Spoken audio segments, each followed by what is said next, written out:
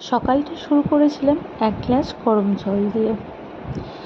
আজকে weight loss জার্নিয়ে 14তম দিন।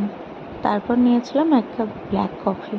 এরপর টুকটাক কাজকর্ম সেরে করেছিলাম ব্রেকফাস্টে ছিল কিছু শসা, আপেল আর একটা ডিম সিদ্ধ। ওটা খাওয়া কমপ্লিট করলাম। আর আজকে তাড়াতাড়ি চান করে নিয়েছিলাম, কারণ পুজো টুজো করে নিয়েছিলাম। ছেলেকে স্কুল থেকে আনার পর ব্রেকফাস্ট করছিলাম। এটা খাচ্ছিলাম প্রায় 11টার কাছাকাছি।